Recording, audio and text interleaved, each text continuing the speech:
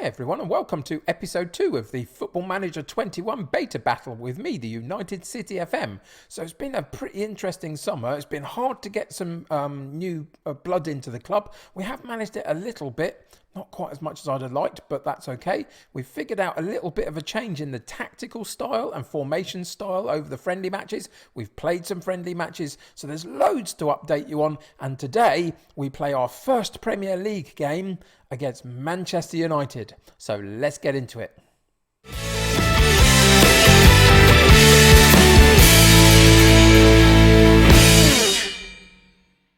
So absolutely, it has been a very, very busy summer. It's been really tricky to get the transfer dealings in that I really wanted. We have worked mostly on free transfers, actually all on free transfers, because the finances were really difficult. We've gone into the red in terms of the wage budget, which is one of the things that they required us not to do. So we're a little bit on edge with that one. But in January, hopefully we'll even that up a little bit. We'll reshape it again in January if need be. But we have bought a couple of players in, so let's go and have a look at what we did in the transfer market.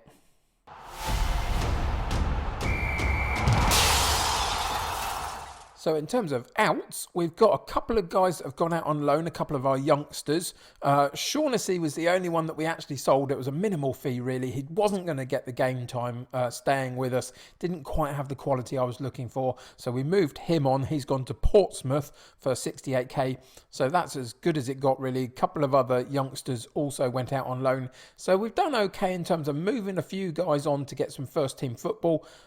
In terms of what we did to bring guys in, I'm not quite sure where you'll be able to see all of this down here because I know that my face is in that bottom corner, but basically we've made free signings, all on free transfers, and pretty much all three you'll know who they are, I would imagine.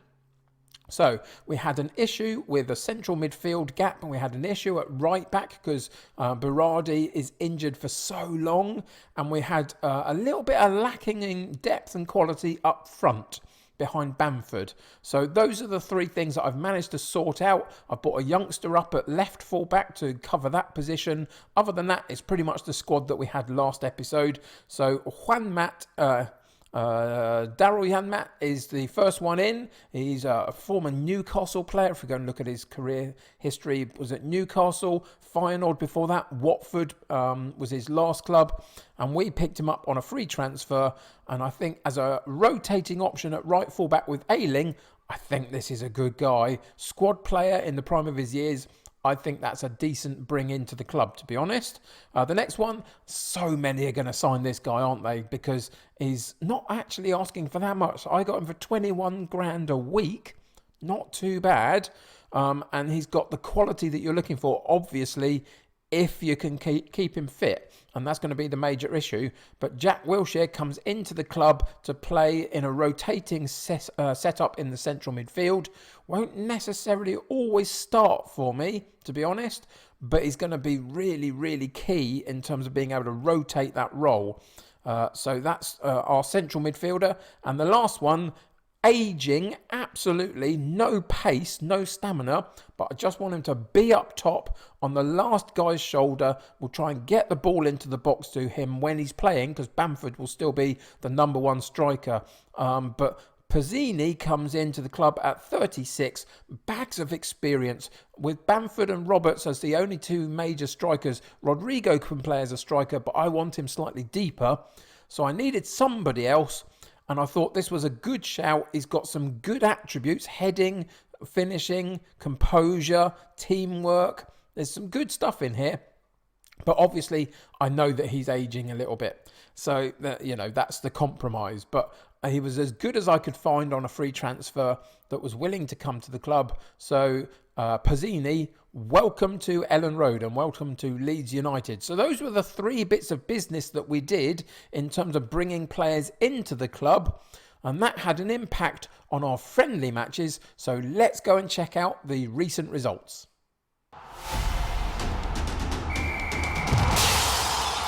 you can see that it went actually quite well. The level of competition in the friendlies wasn't particularly high, I must say. We did lose a goal a game for the last 3 that we played, but scored a bucket load of goals, got a lot of good momentum and morale boosts from the fact that we got some decent results after that initial friendly loss against our second tier 11, which was a bit of a problem. I should have played the under-23 side instead of the second 11. That would have helped us out. But anyway, that all meant that we got bags of goals, lots and lots of encouragement in terms of the wins. Let's go and check out the goal scorers. And you can see that Bamford has got one there and then another one there. We've got Rodrigo on the score sheet. Pizzini got on the score sheet. There's loads and loads of good performances in our friendly matches, and I am beginning to get used to the way that it all works around news conferences and even how to sub. That so confused me in the last episode, but I figured all of that out now.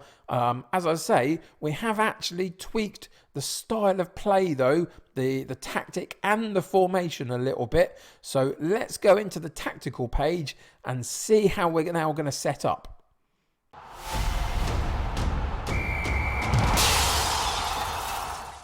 So immediately obvious is the change in shape. We had Phillips in the holding midfield role before, but I've just moved him into the central midfield. I want to be a bit more compact in the centre of midfield, and I think that will help me do it. But we have got 3 really good roles in here. This is how I like to set up my central midfield if I can. So we've got the deep lying playmaker, we've got the Carrilero, and we've got the Metzala.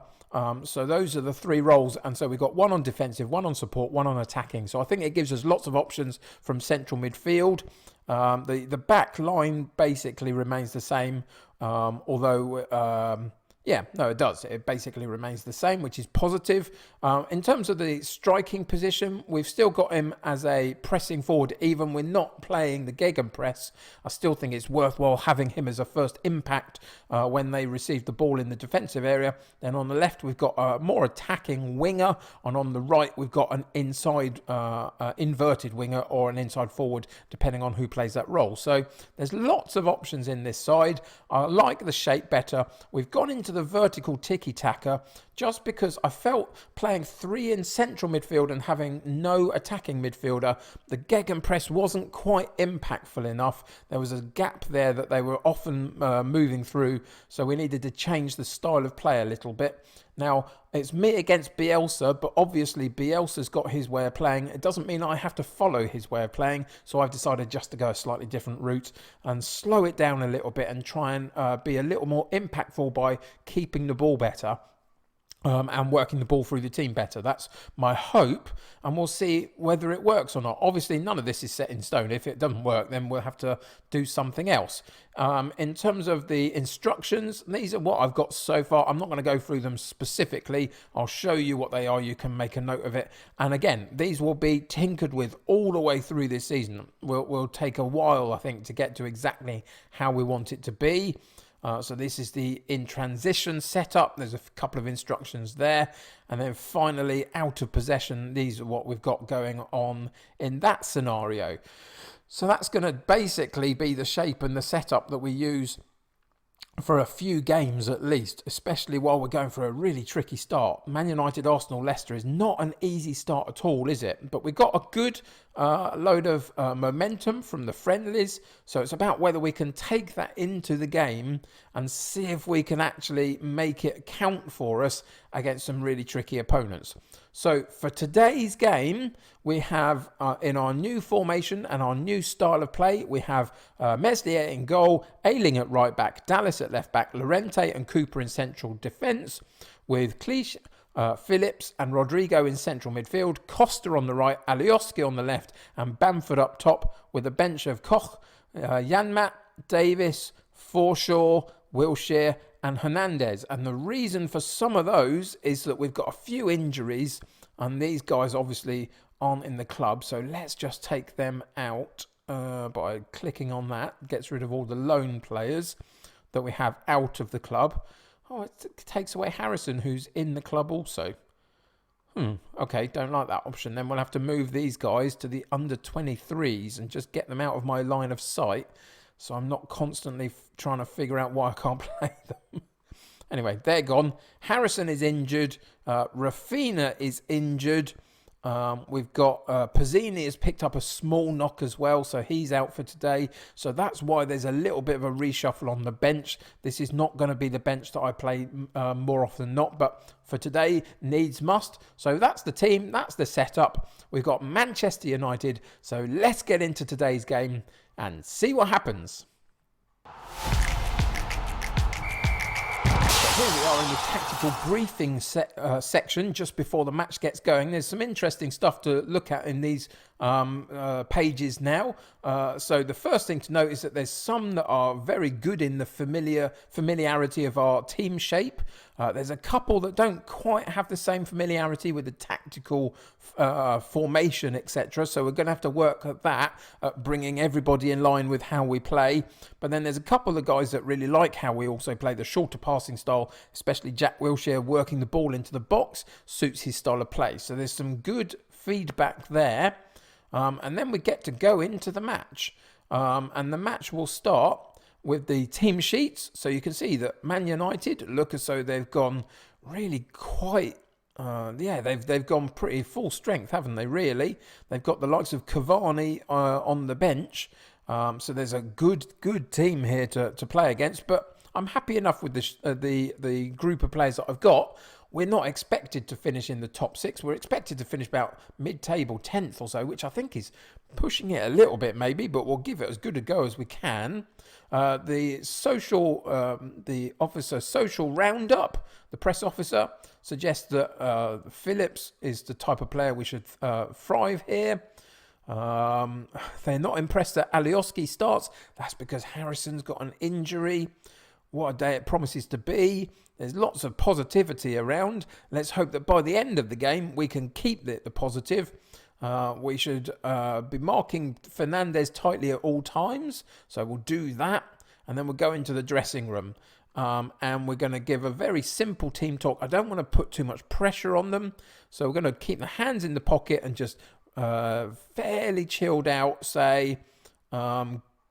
Let's go with, we've got nothing to lose here. We know how good we are. Let's show everyone what we're capable of. It got a little bit of a response here and there, but not too much. But that'll do for now. So we'll go into the tunnel interview and we'll just go through the tunnel interview. I won't have these on all the time, the tunnel interviews, but I thought it was worthwhile doing just in the first kind of couple of instances. You're about to make your managerial debut. Can you sum up your feelings? It's a special day. It's a big day all round. How much are you looking forward to taking on your rivals? It's always a tremendous occasion. No, I personally always look forward to this one. That sort of response is a good one. It's almost time for kickoff. You must be excited. I'm ready for the challenge. And Rafina misses out through injury. How much of an absence will he be? We don't know until we're out there. And so here we go into the game, and it's looking so much nicer this year. The match engine, the way that the players move and the interaction with the ball and how the ball moves as well is really good. They've obviously reshaped a lot of the gubbins behind the scenes to make it flow better. The choices that players are making are a lot better. And here is a corner for Manchester United. Comes into the 6-yard box. We get a good clearance and Helder Costa picks it up. Runs half the length of the pitch. Has got support and then takes a pot shot with his left foot and it goes wide. But what a great run it was. Right the way through the centre of the pitch. And United had no real...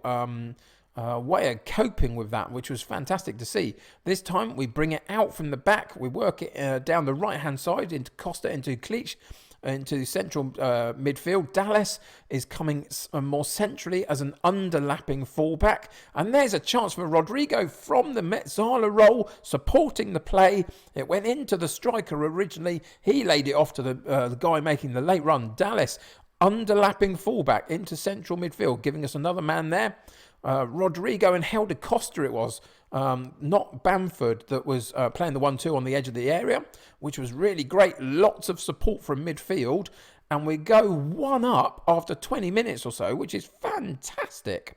And at home, we would hope basically that we would get a bit of a rub, because obviously the crowd is in. A bit alien today, isn't it, in today's real world? But the crowd is in, and I like the fact that the crowd is here. We might as well keep that atmosphere in the game. Martial on the edge of the box drops it wide to Wan-Bissaka Greenwood on the overlap, and they hit the woodwork, and it should have gone in. And had it been on target, there was nothing that Meslier was going to be able to do about it. And then Fernandez gives a free kick away on the left-hand side touchline here, and the highlight goes. And can we keep the ball enough in the next 15 minutes just to try and get into that half-time with a little bit of a lead and give us something to fight for in the second half? Ball over the top for Bamford, and was it a corner? It was a corner, so De Gea got a hand to it. I wasn't sure whether it hit the post. Phillips with the corner kick on the far side, and where's he going to put it? Directly at the top of the 6-yard box, but they get it cleared, and Rashford with his pace picks up the loose ball, charges down the left-hand side. We're regrouping pretty well. Can we get a foot in? He drifts past the first challenge, but Ayling comes and mops up the ball. And it looks as though that highlight's gone as well. So a bit of a sigh of relief on that one. It was looking a bit dangerous for a minute. But we are doing really quite well. I'm really impressed so far. You can see that Rodrigo and Helder Costa have got the better average ratings. And so far, so good, I would suggest.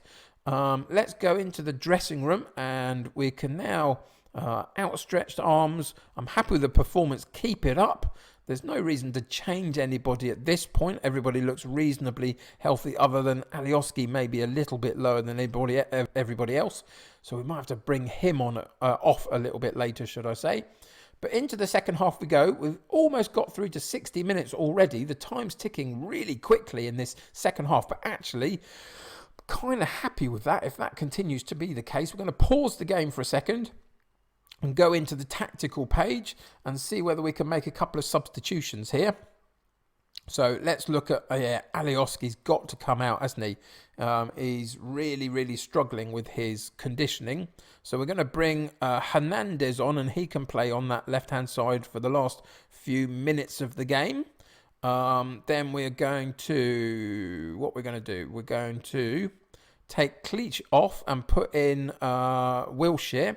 He can play in that Carrilero role and just spray the ball about a little bit when he gets the opportunity. And we're going to make one at the back, I think, maybe. I think we will. We'll make a change at the back, and we'll bring Janmaat on just to give him some first-team football and try and boost up his match sharpness. He came injured into the club for about 2 or 3 weeks. He's got over the injury, but he's still working his way back to full match sharpness. So a few minutes here and there is good. United with the corner kick, and it was unfortunate, wasn't it? We missed the near post header. There was a group of defenders at the nearish post that the ball sailed over the top of. You can see that this angle will show us at that point now. Two things. One of the things that I wanted to ask your opinion about was on the actual home page that we see with all the panels all over the place. I can't seem to keep mine where they are. They keep changing. How do I change that and make them stay where I want them to be? And secondly, the behind the goal highlight that I'm using, I can't seem to lower the angle and keep it there. Every time it comes back, it goes back high up again and from quite a distance. If you know how to change that, let me know in the comments below. Those are the two things that I'm struggling with at the moment, just in terms of keeping things where I wanted them to be. Anyway, it looks like United's tails are up, isn't it? So we've got 10 minutes left. I've paused the game, and we're going to go into the mentality, and we're going to go cautious. And then we're going to go into the shout and just say focus. Let's see whether that works. Focus has replaced get creative, I think.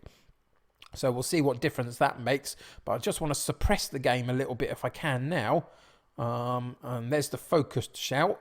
And the corner comes in, but we managed to clear it, and Bamford picks up the loose ball, so we weren't immediately in danger again. And it's our ball now. Rodrigo on the edge of the box. Bamford off to Costa. Send it back into Phillips, found the space for Janmaat down the right-hand side, gets past the challenge, and then Rodrigo, again, with a great header, and it goes narrowly wide, and that was a bit unlucky. Rodrigo from central midfield is doing a lot of damage, And we could play him all over the place. He could basically play anywhere in the attacking third of the pitch. But from that Metzala role, he's doing really well. Janmaat with a pot shot, but it gets blocked, but he gets the ball back. Drops it back to Wilshere. Cross comes in and Bamford hits the woodwork, I think, the frame of the goal, and it goes over the top. Unlucky again. And in the dying minutes, we had a couple of chances there to win the match. Didn't quite come off for us, but a 1-1 draw at home to Manchester United on the first day of the season with a couple of key players missing for us, I think that's not too bad. So let's go straight in and analyse this match and see where we got a decent 1-1 draw from. So this is a brilliant page. The summary of the analysis page now sets up a lot of stuff that I want to have a look at in one easy place to go and have a look at. So the action zones, I think we did pretty well, really. We can change that and have a look at the focus of attacks. And you can see that our focus was primarily down the wings. They had a more sort of varied approach, but we worked primarily down the wings, which is okay, that's fine. We'll work on the balance of that a little bit as we go along. But I think in general terms, oh no, it was Man United that worked down the wings. See, this is the thing that I'm still getting used to, exactly which direction everything's going in. So we had the more spread out approach, which I really like. I wanted that to be the case, attacking from all areas. In the action zones, you can see that we had equal amounts of possession in the central midfield area, which is really great. That's where you win and lose matches a lot of the time. Let's go and have a look at the Leeds United shot map and see what we can learn from here. So there's a whole new system with this. There's a whole load of these icons that you'll then see in this area. So, for example, that's a saved shot. We've got another saved shot here and another one here. So we had a load of shots on target, but the goalkeeper or a defender was blocking them, etc. Then we've got the off-target ones, 1 and 2 at the 6-yard box. That's unfortunate, isn't it, to get into the 6-yard box and not quite put those on target. But then we had 1 blocked in the 6-yard line as well. And there is a hit of the woodwork as well. So we were unlucky in and around that 6-yard box. We created a lot of chances though. The expected goals for us was 1.68 in the XG rating. We got a goal, so we're not far off that. 9 attempts at goal, 1 with feet, 2 with header. So that's not too bad. Direct set pieces, we didn't have any, so maybe we need to work for some set pieces. But overall, I'm pretty happy with our shooting boots. We could have maybe converted 1 more chance, and that would have completely changed the game, of course. But I think we had a reasonable average position. Compared to United's, they weren't quite as advanced as we were in terms of their attacking line. The defensive line was fairly similar to us, so I'm pretty happy with that. The best performance from Rodrigo. He played fantastically well, didn't he? So if we come out of that, no, we're going to go back into that, sorry. And we're going to go into this area. And these are ones that I really like. So we'll go and have a look at the intercepted. And we'll take out Man United and just look at our own. There's some key stuff that I like to look at in the passing section. And intercepted ones, we try and shrink them down as much as we can. We might shorten the passing again just to make it even more accurate if we can. 33 is probably about a dozen more than I would really like. If you're looking around 20, I think that's not too bad. We've got 1 blocked pass. Okay, that's fair enough. Unsuccessful passes. We need to shrink these down as well. So this is where the style of play, the vertical tiki-taka, shortening the passing will hopefully do us some good. So as we go through the next few games, we'll hopefully notice that they perform better in this kind of scenario and keep the ball slightly better. And this is the last one that I always have a look at in the out of play. Now, the ones that I don't care about are any that are being cleared from our area, but these ones I do care about. Trying to pass it down the right-hand side, for example, to Ayling on the overlap, and we're not quite getting those passes right. We need to eliminate them as much as we can. So they're always interesting to look at. And let's have a look at the goalkeeper, for example. He made 3 saves and held on to the ball. He made 3 saves and parried to the ball. And he tipped 1 over the bar. So he had a pretty busy day, but actually performed pretty well. And if we come out of here at this point, and we go into players, you can see that if we go and have a look at, Where am I looking to go to? This is not where I want to be. Let's come out of here. I've lost my way a little bit. If we go back in here, is this where I want to go? I don't know. It was going so well. I'm still trying to figure out exactly where everything is. This is where I want to be. This is fine. I wasn't paying enough attention. This is the thing that they've changed this season. Look at this. Meslier did really well. 3 parried shots, 3 saved shots and held onto, 1 poked over the bar, played well, got a 7.1 average rating, and that is infinitely better than it was in Football Manager 20, isn't it? So if we just look at the match stats briefly before we move on to see what we're doing next episode, we had 9 shots at goal, 5 on target, 15 and 8 for them, so they had more than we did. Their passing accuracy was slightly better than ours, but not much. The possession, we just edged it, which is good in the vertical tiki-taka. So overall, actually, I'm really happy with that result, and I think it's a really good start. So we can go into the dressing room. And I don't think I'll worry about a gesture. I just think I'll say, well done. You proved a lot of people wrong, and you did really, really great for avoiding defeat. And that got some good motivation around the side. So we're not going to play about with that. We're not going to mess up that. We're just going to leave that as it is. Come back out, and now we get the broadcast interview at the end of the match as well. This is something I haven't been through. They didn't do this in the friendly matches, so let's see what happens here. All square in the first competitive match. Was that a missed opportunity to start with a win? A draw was a fair result. Let's see. Blah, blah, blah. Let's go with the draw was a fair result. As a Leeds lad, Phillips is no stranger to the rivalry of United. How important is it to have players that understand that? That's definitely an extra incentive. Get your words out, Kev. What did you make of the performance? It was good to see. Of who? Oh, Rodrigo. He was magnificent, wasn't he? I can't wait to see now what he does in the next match because he was so good. Would you agree that Cavani was the best player on the pitch today? I don't have a comment on that. Who cares whether he was or he wasn't? I don't think he was. He only came on as a late substitute, I think. But anyway, never mind. But yeah, he got their goal, didn't he? So that's why they would ask the question, I guess. So there you go. That is the match day experience on a Premier League day. It now gives you the fixture list with all the score lines. It gives you the early table. We found ourselves in 8th after the first game. How the media reacted. Super sub Cavani rescues a point. Great. Okay. How the fans reacted. Great result. What a great result. Always intriguing to watch a debut like Rodrigo's. Rodrigo looked all right, but people need to calm down. Buzzing for Rodrigo. So there's lots of positivity, which is fantastic to see. So Rodrigo scores on his English football comeback. So where was he before? I don't even know that, to be honest. Let's go and have a look. Where did he play before? He played in Bolton. Okay, he was on loan in Bolton. I didn't know that. That's interesting. The post-match press conference about to begin. So we've done the broadcasters press conference. Now we have to attend the post-match press conference where we sit down with the journalists. So I'm going to go through this and not let you sit through this as well. We've been through enough press conferences style stuff today. But it's all looking pretty good. So let's, for us now, go and check out what we're going to be doing next episode.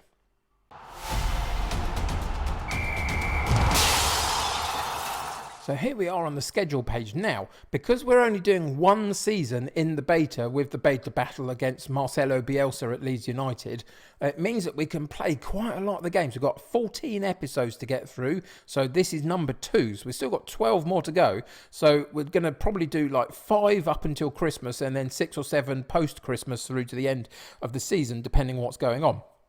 So there'll be quite a lot of games. So we can take our time and pick out some key matches. So what I would say is we've got some tricky ones to start with. We're going to come into October. I think I might play the Brighton game. So 3 games between now and the Brighton game, including Crewe in the second round of the Carabao Cup.